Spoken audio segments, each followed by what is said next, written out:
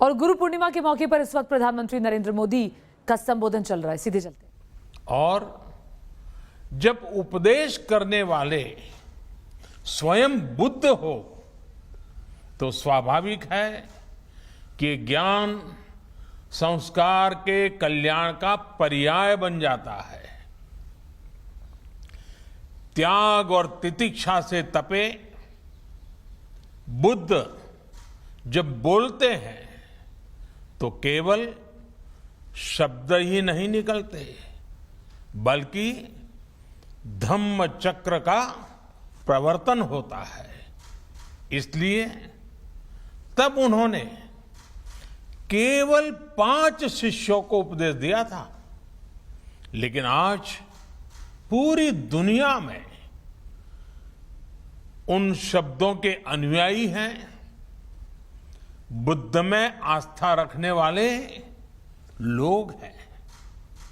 साथियों, सारनाथ में भगवान बुद्ध ने पूरे जीवन का, पूरे ज्ञान का सूत्र हमें बताया था। उन्होंने दुख के बारे में बताया, दुख के कारण के बारे में बताया, ये आश्वासन दिया कि दुखों से जीता जा सकता है और इस जीत का रास्ता भी बताया। भगवान बुद्ध ने हमें जीवन के लिए अष्टांग सूत्र 8 मंत्र दिए। समाधिठि, सम्मा संकल्पो, सम्मा वाचा, सम्मा कम्मंतो, सम्मा आजीवो, सम्मा वायामो, सम्मा सति और सम्मा समाधि। यानी कि सम्यक दृष्टि, सम्यक संकल्प, सम्यक वाणी, सम्यक कर्म, सम्यक आजीविका, सम्यक प्रयास, सम्यक मन, सम्यक समाधि यानी मन की एकाग्रता। मन, वाणी और संकल्प में, हमारे कर्मों और प्रयासों में अगर ये संतुलन है तो हम दुखों से निकलकर प्रगति और सुख को हासिल कर सकते हैं।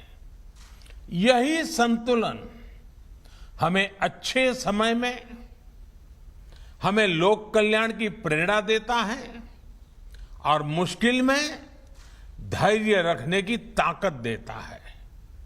साथियों, आज कोरोना महामारी के रूप में मानवता के सामने वैसा ही संकट है जब भगवान बुद्ध हमारे लिए और भी प्रासंगिक हो जाते हैं।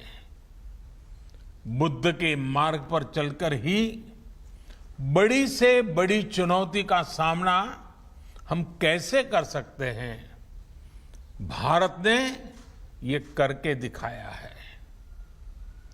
बुद्ध के सम्यक विचार को लेकर आज दुनिया के देश भी एक दूसरे का हाथ थाम रहे हैं, एक दूसरे की ताकत बन रहे हैं। इस दिशा में इंटरनेशनल बुद्धिस्ट कॉन्फेडरेशन का केयर विद प्रेयर इनिशिएटिव यह भी बहुत प्रशंसनीय है। साथियों, धम्मपद कहता है, नहीं वैरेन वैरानी संपत्तिध कुदाचनम अवैरेन च संपत्ति एस धम्मो सनंततो। अर्थात वैर से वैर शांत नहीं होता, बल्कि वैर अवैर से, बड़े मन से, प्रेम से शांत होता है। त्रासदी के समय में दुनिया ने प्रेम की, सौहार्द की इस शक्ति को महसूस किया है। बुद्ध का ये ज्ञान, मानवता का ये अनुभव जैसे जैसे समृद्ध होगा, विश्व सफलता और समृद्धि की नई ऊंचाइयों को छुएगा। इसी कामना के साथ एक बार फिर आप सभी को बहुत बहुत बधाई। आप स्वस्थ रहें और मानवता की सेवा करते रहें। धन्यवाद। तो गुरु की महिमा को बताते हुए प्रधानमंत्री नरेंद्र मोदी और भगवान बुद्ध आज भी प्रासंगिक हो जाते हैं। उनकी कही बातें आज भी उतनी ही प्रासंगिक है जितनी पहले हुआ करती थी। जहां ज्यादा ज्ञान है वहां पूर्णता है, इसका जिक्र प्रधानमंत्री नरेंद्र मोदी ने किया। आपको बता दें कि आज गुरु पूर्णिमा है और उसी मौके पर प्रधानमंत्री का ये संबोधन था।